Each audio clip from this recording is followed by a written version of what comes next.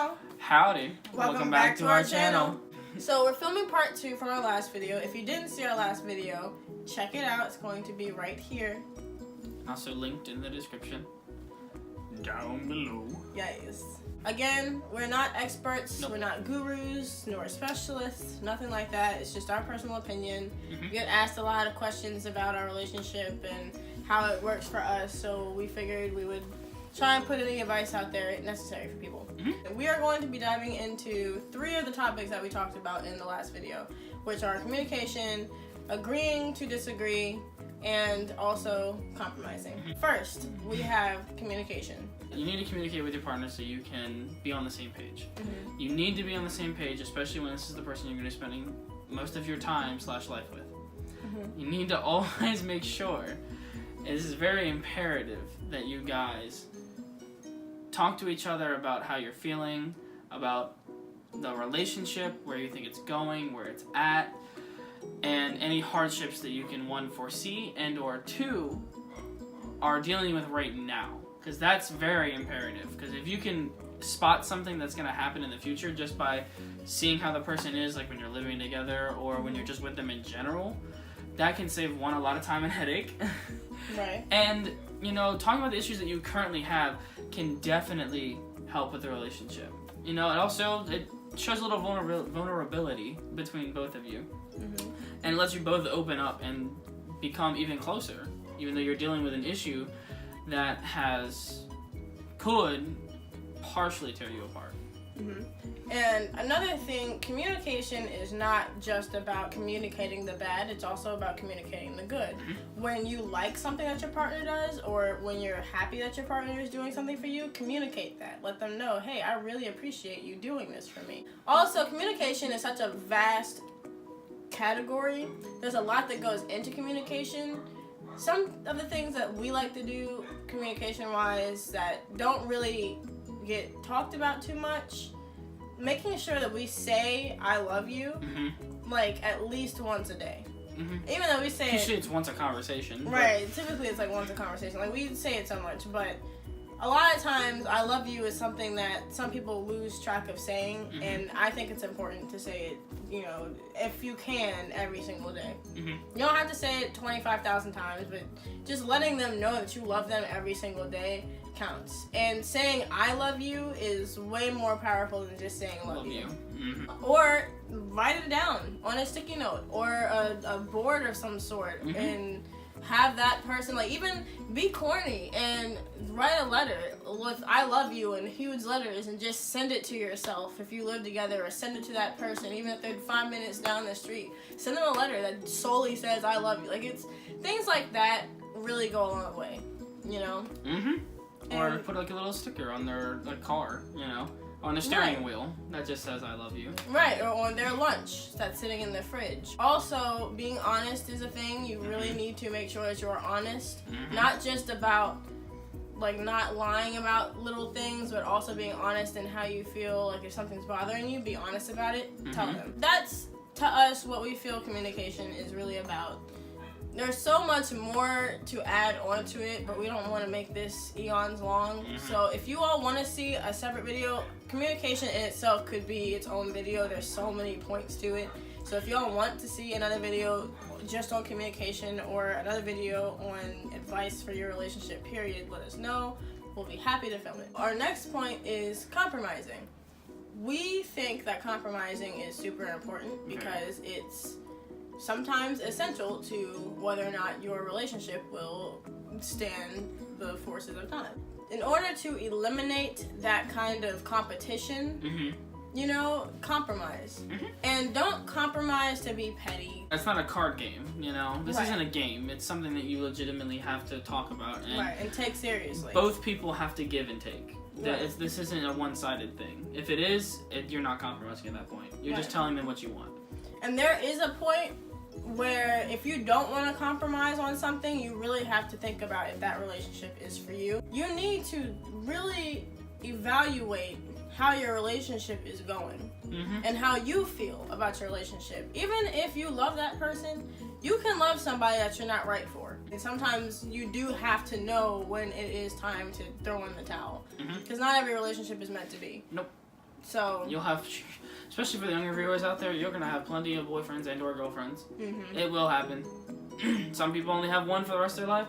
Some people have 100. You have to just live and learn. That's probably the best advice I can give you when it comes to compromising. You just gotta accept it, move on, and learn from that. We always say compromise is always possible for the things that you can change. When you can't change it, that's when it's time to figure out if you can accept it or not. You know, some things you cannot change about yourself, whether it's something with your personality that it's just you, it's who you are. You shouldn't have to change for anybody else. The person that you're with should accept your flaws and faults just as you accept theirs. Like, that's just it. If they can't accept you for who you are, then deuces. Like, it's not even important. That shouldn't even be a question. Yep. You have to learn to compromise on the things that really matter. If it doesn't entirely matter, sometimes it's just better to accept something and move on than to make a big deal out of it. You know, because sometimes it's just not worth it. Yep. Absolutely. I could not agree more. That actually segues us into our last point, which is agreeing to disagree. Mastering it, if anything. You need to seek to understand and not to agree. Because agreeing and understanding are two way different things. You want to understand where that person is coming from. You don't have to agree with where they're coming from, but understand and know where they're coming from so you can at least get a feel for how they are feeling about the matter. If you don't agree to disagree. You gotta know when to let things go, because sometimes it's just not worth it. And it's gonna cause problems where problems do not need to be happening. Right. Honestly, it's very healthy for couples to argue and to disagree, because it's just like disagreeing with one of your friends. You know, you learn something from it. It's a learning experience.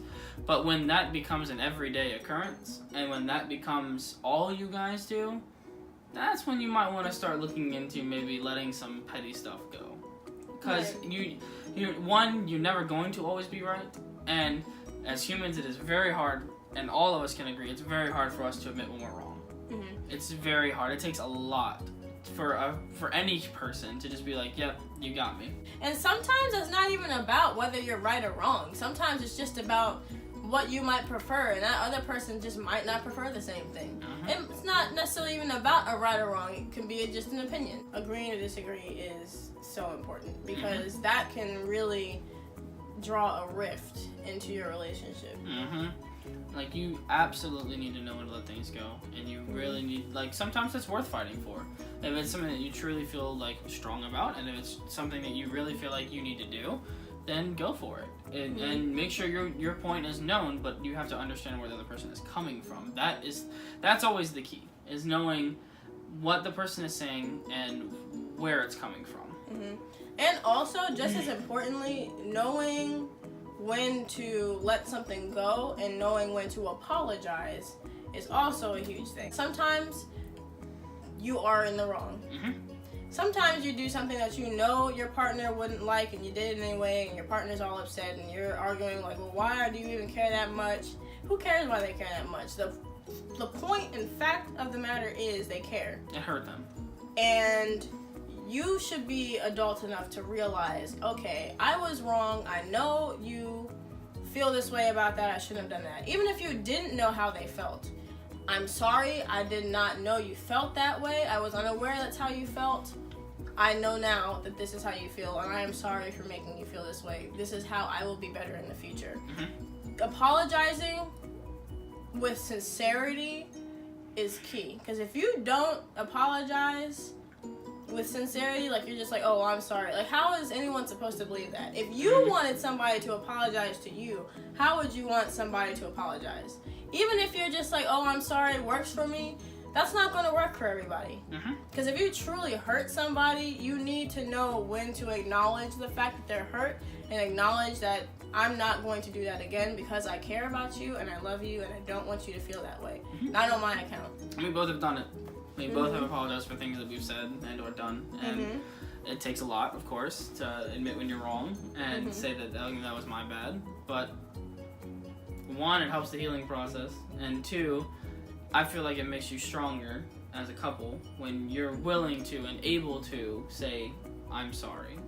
You know, I'm sorry that I hurt you, or that whatever I did or said wasn't something that you agreed with so strongly with, I didn't know. And, you know, give them a little hug and, you know, a kiss. Because that, you know, helps with the healing process. It does. And also be specific. You know, when you are apologizing for something, try to include what you did. Like, so your partner knows that you understand what why you did wrong and why they're upset. It's not sincere when you're just saying I'm sorry. Right, like my bad. Like I personally, I hate it when someone is actually like, if you messed up and you're over here just saying, oh, you know, my bad, I'm sorry. Like I'm sorry. Like, to me, that's not sincere, and you're not gonna get anywhere with that. I'm still going to be very upset with you, and I'll get over it, but I'm gonna be pissed still. That's not anything to me, you know. Again, someone else might be different, but just to me personally, you know, I think it's definitely always a good idea to apologize properly and sincerely. If you never can agree on the small things, you'll never agree on the big things. Go ahead. My one moment. I'm sorry. But sorry. If you guys can never agree on the small things, like, you know, what color couch do you want, or what kind of dog food should we get, you'll never agree on where should we live, or what kind of job should we get, or when should we retire. Things that actually have a life-changing effect on your relationship and on your lives in general. If you can never agree on the small things, you'll never agree on the big things. We're not talking about small things like, oh, we can't decide what we want for dinner. We're talking about, like, if you have a legitimate argument about, like, oh, I don't want you drinking my juice. Like, this is mine, I bought it, don't touch it. And you're over here having problems about that. It's really that big of an issue. Then y'all probably might want to get that situated and kind of figure that out before you start talking about deciding whether or not you should get married or have kids. Because let me tell you something, your kids are going to want juice too. So if you're over here arguing about juice with your partner, then you might not be ready.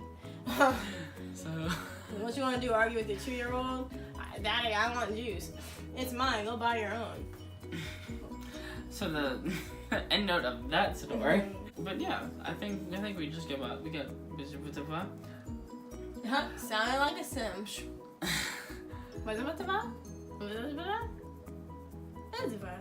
Dubai. If you ever want to hear us go more in depth about any of these topics again, or if you have another topic you want us to just talk about, we love talking about this kind of stuff. We want you guys to feel like you're part of the family, and that you guys can come to us if you want, you know, relationship advice, even though we're not the biggest experts in the world, but we're not we'll give you our personal opinion and how we feel. And, you know, who knows, maybe one day you guys can make it into a video. So comment, you know, tell us how you guys feel. We wanna make this a big family. So we want you guys to feel a part and feel loved. Also like and subscribe, because we also appreciate that. And notification bell. Oh yeah, if you want to see when we post and what we post challenges and like random tags, talking about random things like this. Story times eventually. Right.